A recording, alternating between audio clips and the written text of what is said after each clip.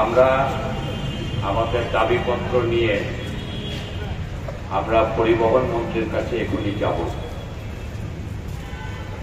আপনারা যারা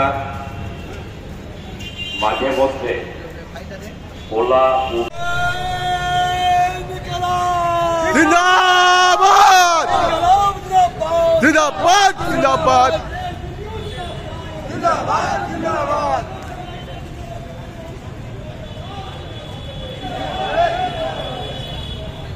বিরুদ্ধে নীরব কেন পরিবহন দপ্তর জবাব দাও, এই জবাব তোমায় দিতে হবে, এই জবাব তোমায় দিতে হবে।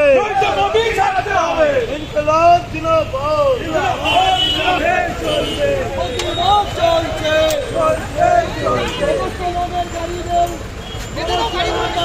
করতে হবে করতে হবে করতে হবে জারি করতে হবে করতে হবে করতে হবে। এই দাবিতে আন্দোলন চলছে চলছে চলবে। কোন কোম্পানি যাতে চাল মানছি না, মানবো না মানবো না চাল মানছি না, মানছি না মানবো না। আন্দোলন গড়ে তুলুন গড়ে তুলুন গড়ে তুলুন আন্দোলন।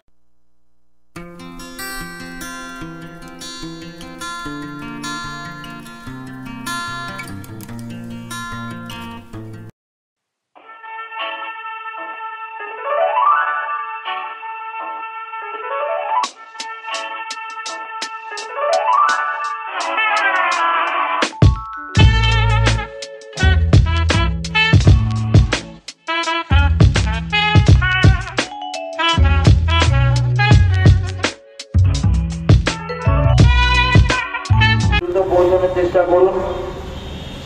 মাইকের আওয়াজ যতদূর যাচ্ছে সোশ্যাল মিডিয়ায় পেজে আপনারা যারা যারা দেখতে পাচ্ছেন তাদের সকলের কাছে আমাদের বার্তা, আপনারা অনতিবিলম্বে অতি দ্রুত আমাদের এই কর্মসূচির স্থলে চলে আসুন।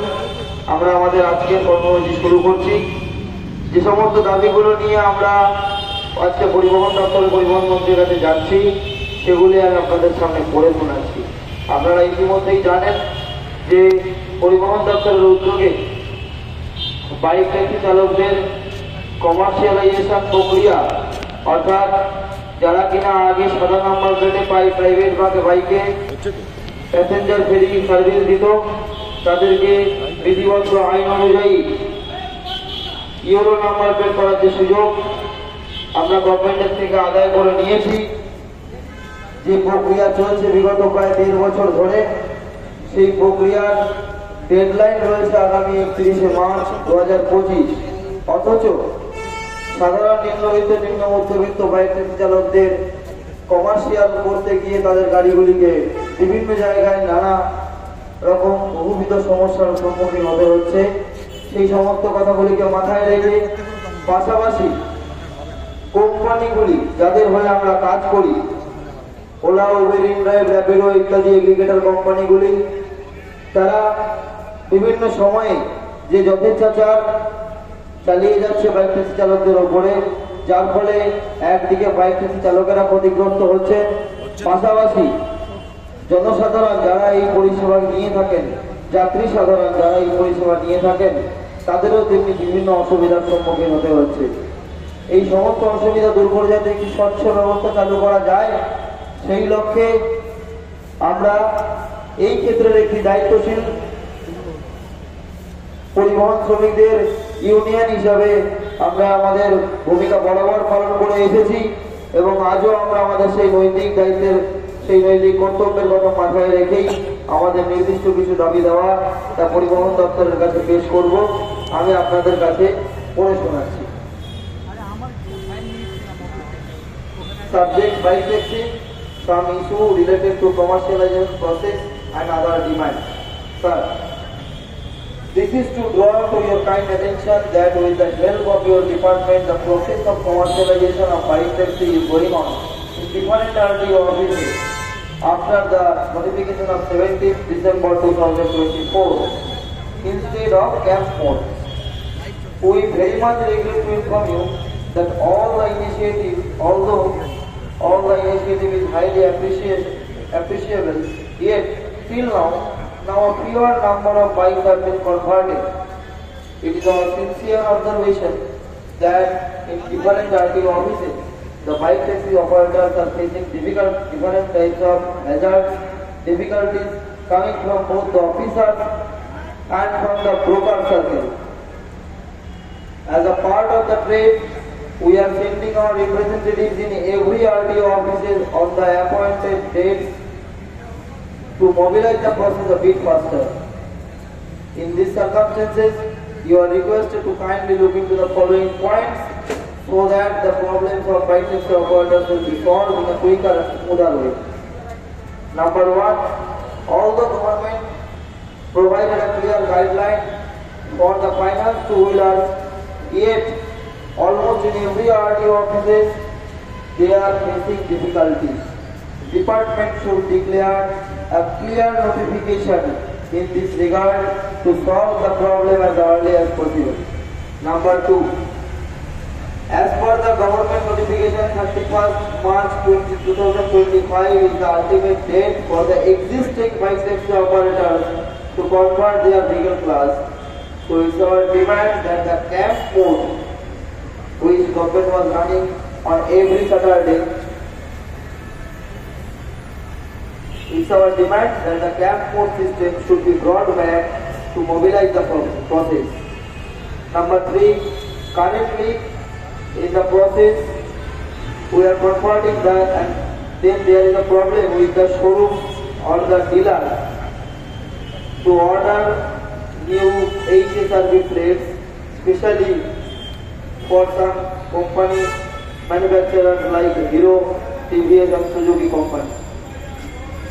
Number four, violating the decision taken in the tripartite meeting, the aggregator companies are still now running their whimsical attitude towards the riders regarding per take commission, per kilometer fare, etc.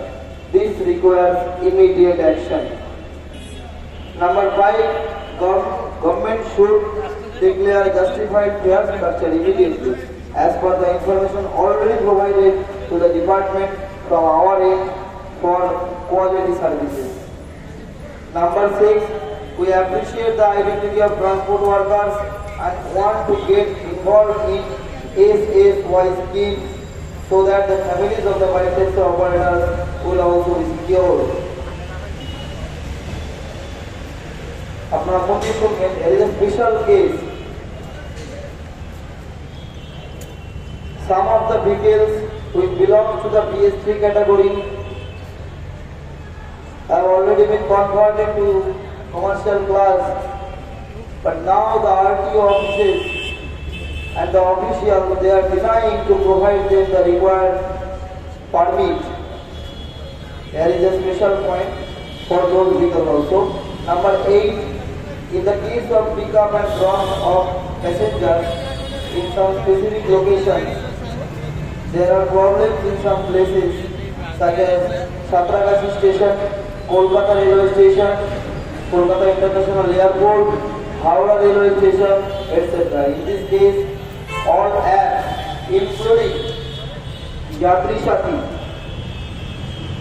they must have to specify a zone for.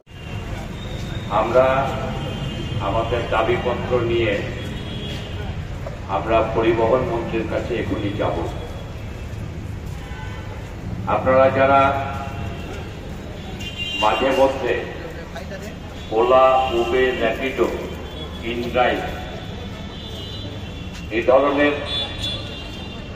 অ্যাপসের মাধ্যমে আপনারা যারা bike higher করে আপনাদের সময়ের মধ্যে নির্দিষ্ট জায়গায় পৌঁছানোর চেষ্টা করেন,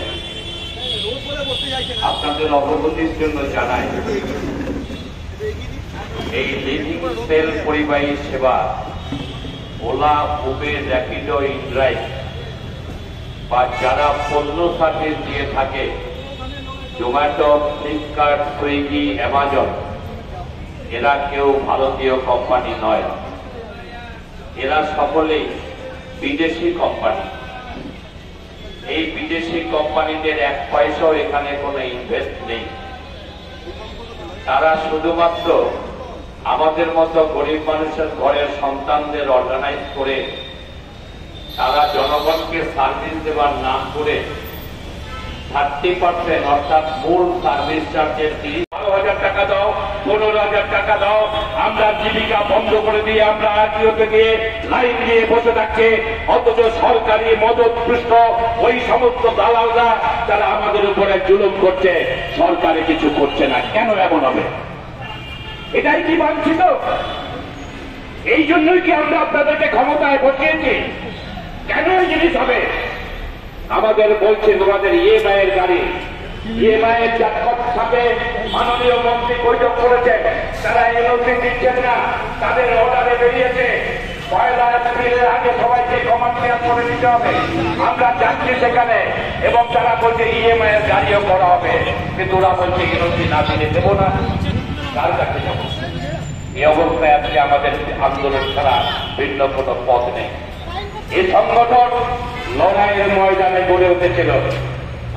কলকাতা সমাগমে বাইক ট্যাক্সি অপারেটর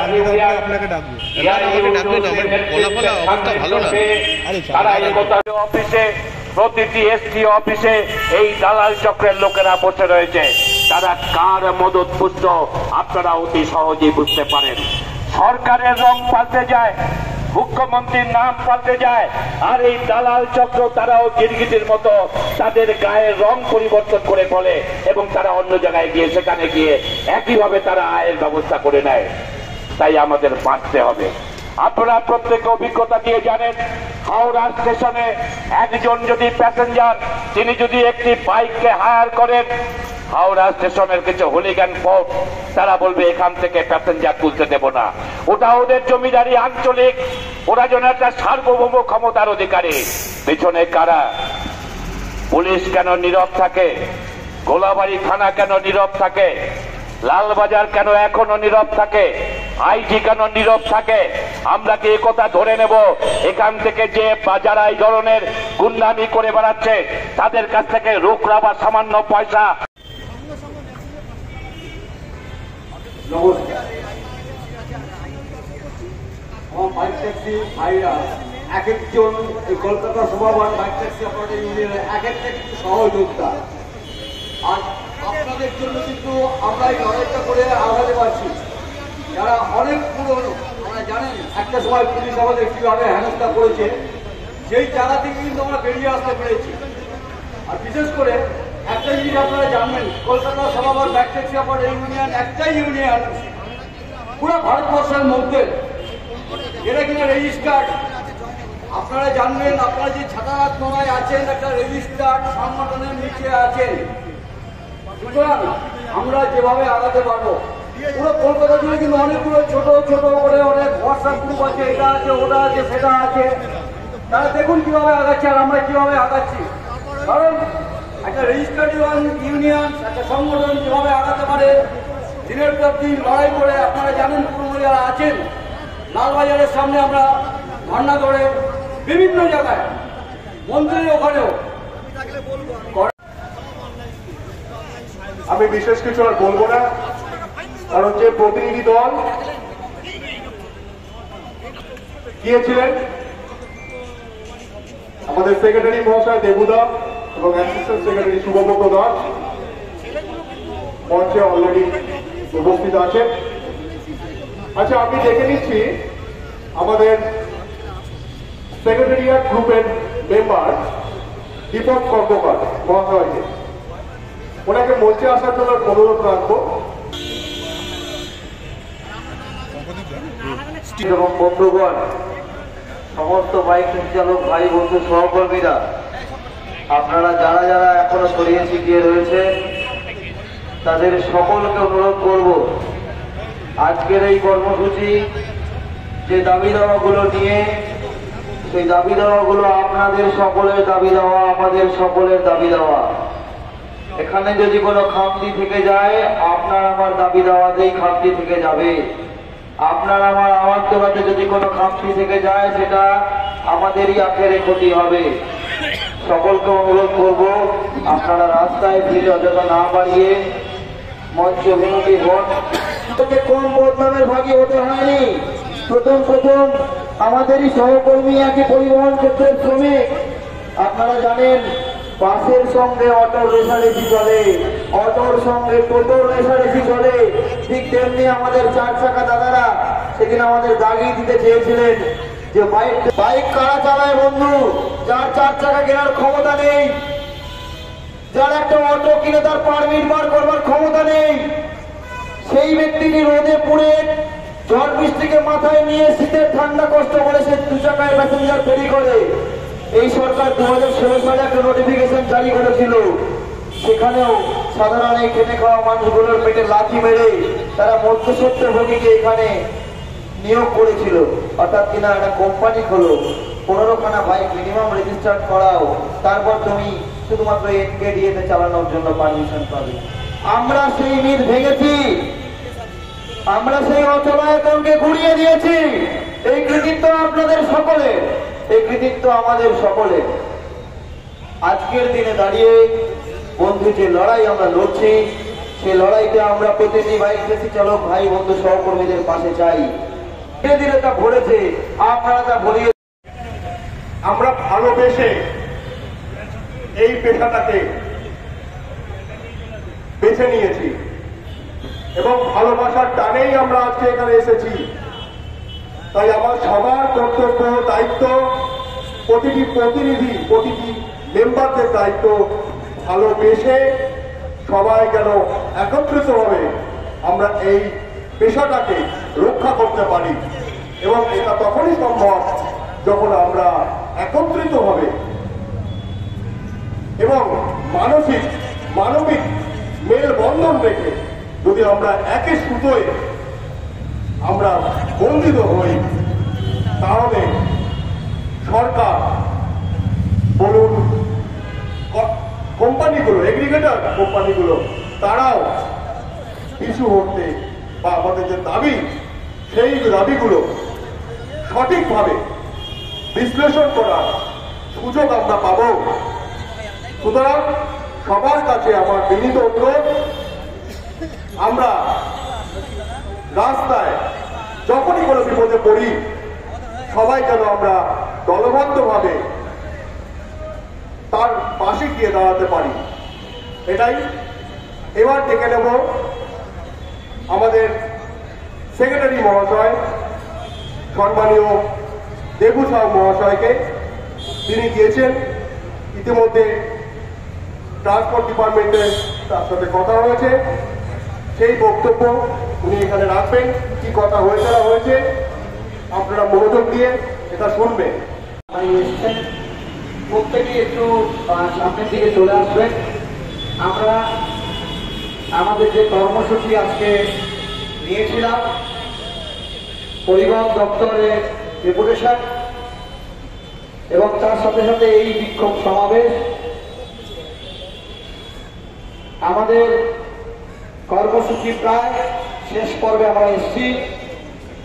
আমরা আমার এই বক্তব্যের পরে ছোট্ট একটা প্রতিবাদ মিছিল করব, যে মিছিল আমরা প্রত্যেকেই আমাদের বাইক, যেটা আমাদের জীবিকার মূল উপার্জনের মূল জায়গা, মূল হাতিয়ার, সেই বাইক এবং হাতে হেলমেট নিয়ে আমরা বাইক হাঁটিয়ে মিছিল করব। এই যে জায়গা আপনারা জানেন বেঙ্গলি রয়েছে, আমরা খেতে খাচ্ছি, আমরা কোথাও চুরি করছি না। আমরা সমস্ত বাইক ট্যাক্সি চালক ভাইদের বলেছিলাম, আপনাদের যেখানেই ধরবে পুলিশ সেখানেই আটকাবে। হ্যাঁ, আমরা জানি আইনের খাতায় আপনারা বেআইনি কাজ করছেন, সাদা নাম্বার প্লেটে আমরা পরিষেবা দিচ্ছি, আমরা বেআইনি কাজ করছি, আমরা জানি সেটা। কিন্তু আজকে যে আইন আমাকে খাওয়ার দেয় না, আমার পেট চালানোর জায়গা করে দেয় না, যে আইন, সে আইন কি আইন? তাহলে তো সে আইন পাল্টাতে হয়। এই বিষয় নিয়ে এবং সে আন্দোলনী পেরেছে, যুগে যুগে আন্দোলনী মানুষের ঐক্যবদ্ধ শক্তি পেরেছে এইরকম একটা কালা আইনকে আটকে দিতে, এইরকম একটা কালা সিদ্ধান্ত প্রতিষ্ঠিত সরকার পরিষেবা দিতে পারছে না। পর্যাপ্ত পরিমাণে বাস নেই, ট্যাক্সি নেই, সেখানে আমরা এই বাইক নিয়ে দ্রুততার সাথে একটি মানুষকে, একটি যাত্রীকে এক জায়গা থেকে আরেক জায়গায় পৌঁছে দেওয়া, তার গন্তব্যে পৌঁছে দিচ্ছিল অল্প সময়ে, এটা তো একটা পরিষেবা।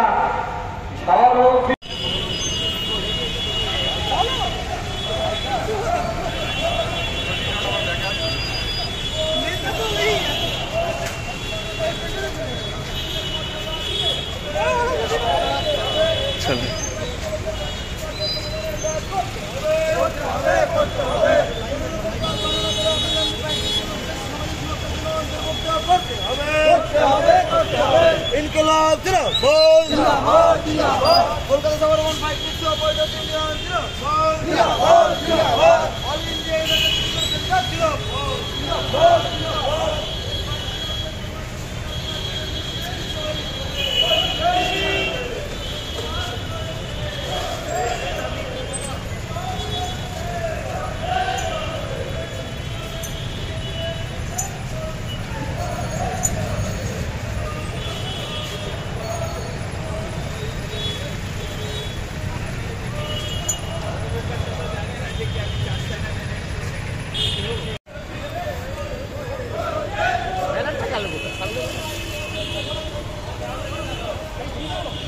না না চলো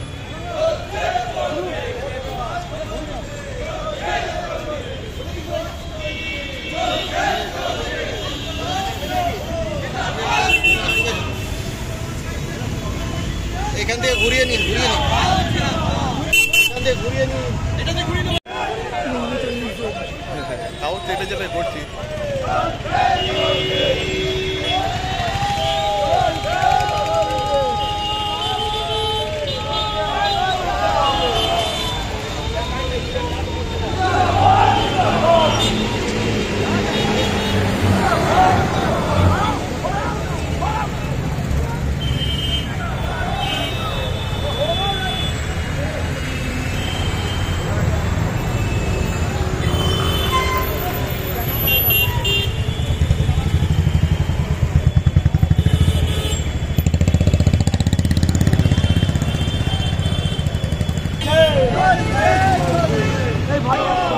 এই ভাড়া তালিকা নিয়ে নিশ্চিত করেন রাজ্য পরিবহন মন্ত্রী, জবাব দাও।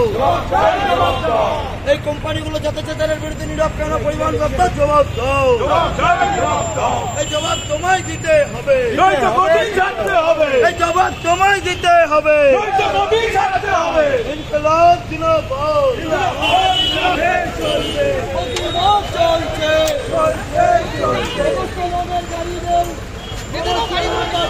করতে হবে, করতে হবে, করতে হবে, জারি করতে হবে, করতে হবে, করতে হবে। এই দাবিতে আন্দোলন চলছে, চলছে, চলবে। কোন কোম্পানি যাতে চাল মানছি না, মানবো না, মানবো না, কোম্পানি উঠতে চাল মানছি না, মানছি না, মানবো না। আন্দোলন গড়ে তুলুন, গড়ে তুলুন, আন্দোলন গড়ে তুলুন, গড়ে তুলুন, কোম্পানি অত্যাচারের বিরুদ্ধে আন্দোলন গড়ে তুলুন, গড়ে তুলুন। জিন্দাবাদ, জিন্দাবাদ, জিন্দাবাদ, AIUTUC জিন্দাবাদ, জিন্দাবাদ, জিন্দাবাদ, কলকাতা সাবরমন বাইক ট্যাক্সি অপারেটর্স ইউনিয়ন জিন্দাবাদ, জিন্দাবাদ, জিন্দাবাদ। Kolkata operators bike taxi operators ইউনিয়নের নেতৃত্বে আন্দোলন চলছে, চলছে, চলবে। বাইক ট্যাক্সি চালকদের সামাজিক সুরক্ষা প্রকল্পের আওতায় আনতে হবে, আনতে হবে, আনতে হবে, সমস্ত বাইক ট্যাক্সি চালকদের পরিবহন শ্রমিকের মর্যাদা দিতে হবে, দিতে হবে, দিতে হবে। এই দাবিতে মিছিল চলছে, চলছে, চলবে, প্রতিবাদ চলছে, চলছে, চলবে, প্রতিরোধ চলছে, চলছে, চলবে। ইনকলাব জিন্দাবাদ, জিন্দাবাদ, জিন্দাবাদ, AIUTUC জিন্দাবাদ, ইনকলাব, জিন্দাবাদ, ইনকলাব জিন্দাবাদ, জিন্দাবাদ, জিন্দাবাদ। জিন্দাবাদ, জিন্দাবাদ।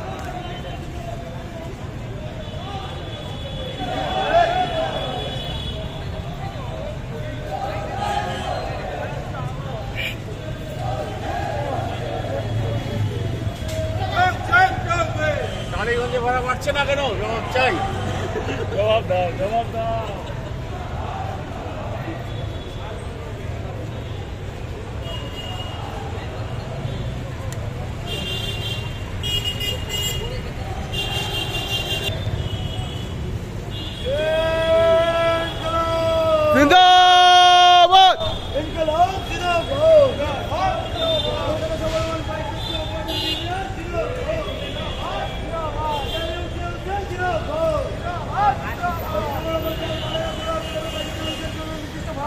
প্রকাশ করতে হবে।